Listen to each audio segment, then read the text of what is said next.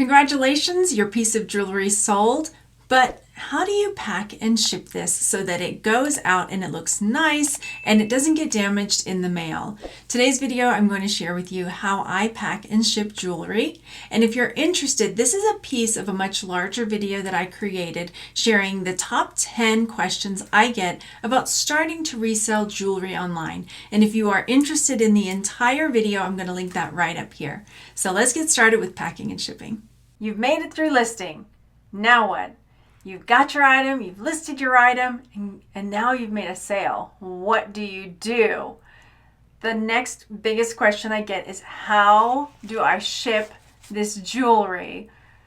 Let me tell you the different ways I ship jewelry. My two go-to ways are using these. They're padded mailers. They've got padding on the inside. And if my item isn't something like this, so you see how these have these little stones, I won't ship it in a padded mailer like this, because these little stones could get dislodged and come off in a package like that. If I've got jewelry that's just like these earrings, these earrings, let's say, they don't have something that's going to break off if I were to ship them in a padded mailer like this. But I don't just throw them in there. I have different baggies. I've got different sizes of these velvet pouches, and I have some of these little organza pouches in different sizes. So I'll put my piece of jewelry in these, depending on the size. And I have thank you cards, which I forgot to bring over here, but I will wrap my thank you around this to pad it just a little bit more. So it'll have the card, it's like postcards. So it's like one piece and it folds around that. And then I just slide it right into my bag here. And I've got other videos where I walk through this step by step. And then this will be ready to go out. And if it's a piece like this, that might have something that will come off, or maybe is a little more fragile, say these pieces that have this stone in them, they're a little more fragile, so I don't want to put those into a padded mailer. I've got a couple things that I might do.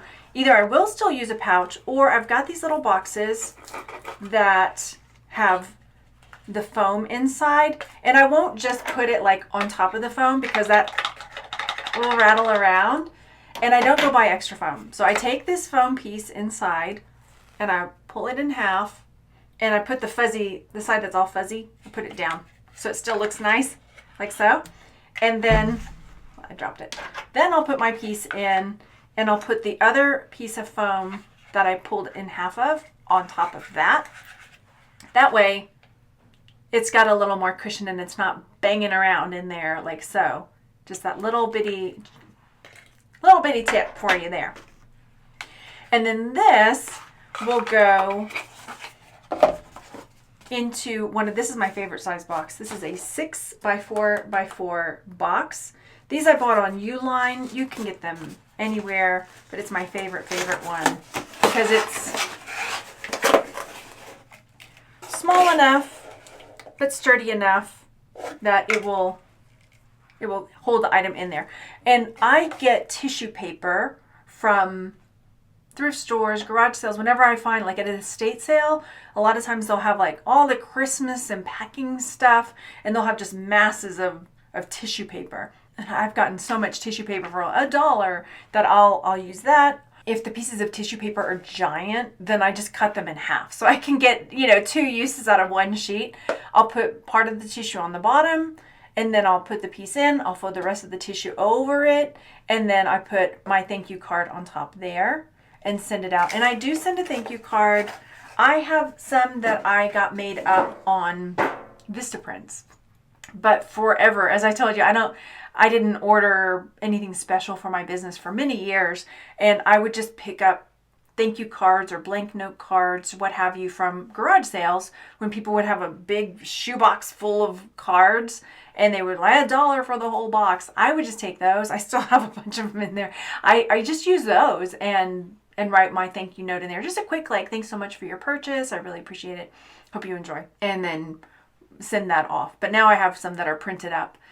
One thing I don't do is I don't reach out and try to get feedback. I know it's really tempting, especially in the beginning when you're first starting. You know, you might put in the note like, really, if you love it, I'd really appreciate a review. That would be it, you know. But just for me, it's like, don't poke the bear. If they don't love it, you don't want to hear, right? No news is good news in my books. Another thing you'll need is a scale, and I picked this up at probably a garage sale or estate sale, and it's a food scale.